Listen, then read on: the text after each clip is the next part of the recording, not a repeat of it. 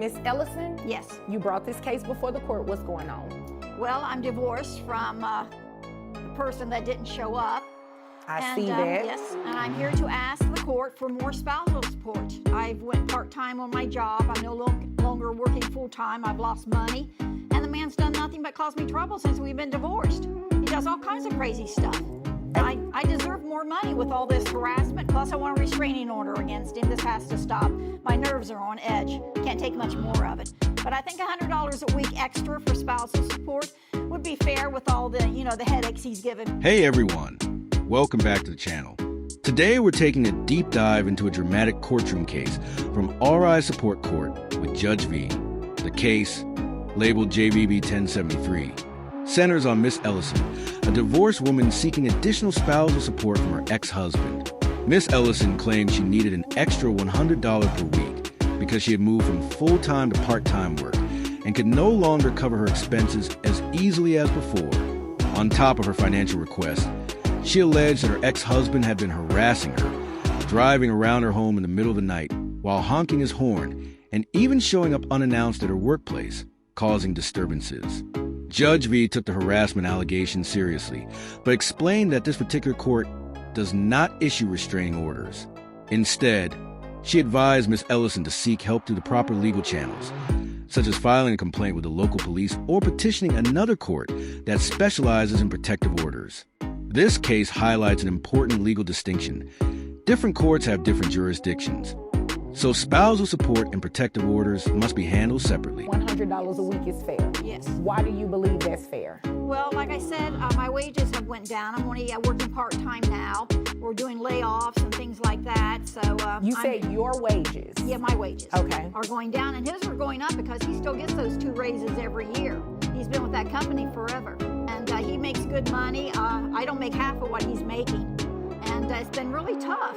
I raised his children. I entertained his friends. I kept the house clean. I did everything that a good wife does. Miss Ellison's financial situation already included significant support. She was receiving $325 per week in spousal payments, had been awarded the marital home, and collected roughly $250,000 from half of her ex-husband's 401k during the divorce. Even so, she argued for additional funds, claiming that her ex-husband's steady raises contrasted with her own reduced income. On the surface, her reasoning might seem understandable.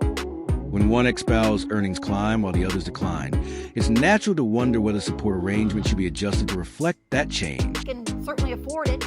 What does he do for a living? He's a CEO for an oil company. Okay.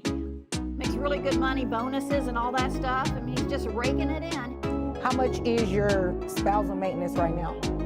The spousal maintenance, it's about $325 a week maybe. Okay. He doesn't pay on time either.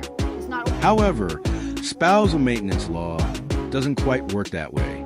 Judge V explained that any adjustment requires a substantial and legally justifiable change in circumstances. In other words, an ex-spouse earning more money doesn't automatically entitle the other party to a larger payout. After reviewing the evidence, it became clear that Miss Ellison's finances hadn't declined in any meaningful way. In fact, her expenses had actually gone down. She owned her home with only minimal payments remaining, had no car loan, and faced only routine costs such as utilities, gas, and groceries. Although she argued that entertainment expenses should count toward her needs, the judge emphasized that spousal support is intended to cover essential living expenses, not leisure activities. Judge V then questioned her about the sizable 401k settlement she received in the divorce, a moment that marked a major turning point in the case. What type of expenses do you have? Well, I have rent. I'm still making the payments on the house. Before we got divorced, we had it redecorated, carpet paneling on the outside, siding on the outside, all kinds of different things were added to it. And I'm making the payments on that still. I still got another 5 years for all those payments to be paid. When asked exactly how much she had received, Miss Ellison acknowledged that she'd been awarded about $250,000 from her ex-husband's 401k, a substantial sum that should have been part of her long-term financial planning.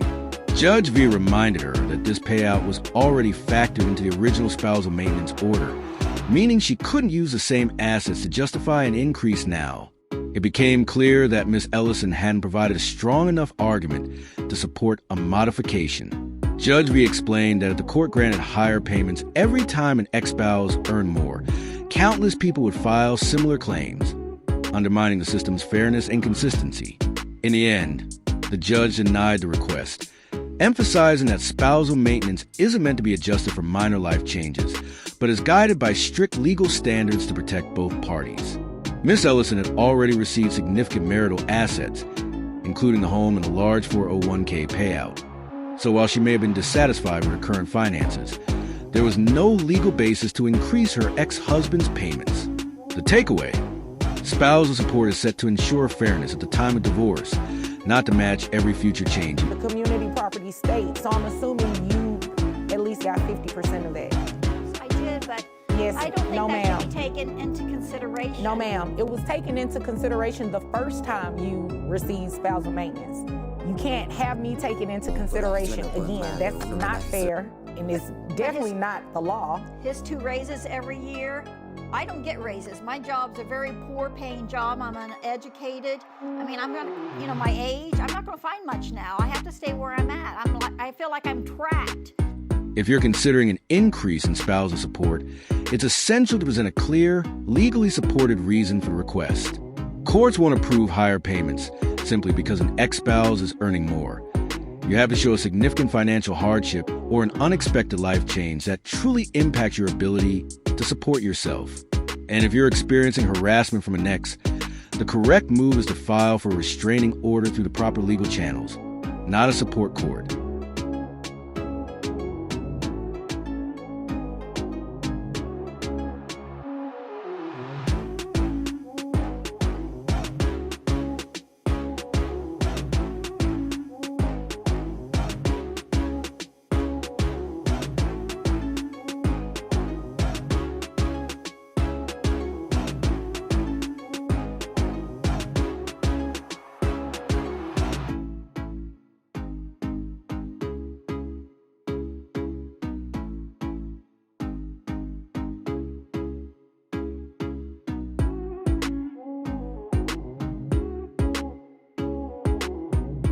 Cannot give you an increase in spousal maintenance just $50 because a you're week? asking for it. No, ma'am. 25? Even $5, the answer is no. Let me ask you this question. When you all were divorced and you received half of his 401k, how much was that? $250,000. Okay, well, you know what? If there's nothing further, your case is dismissed and so are you. Thank you.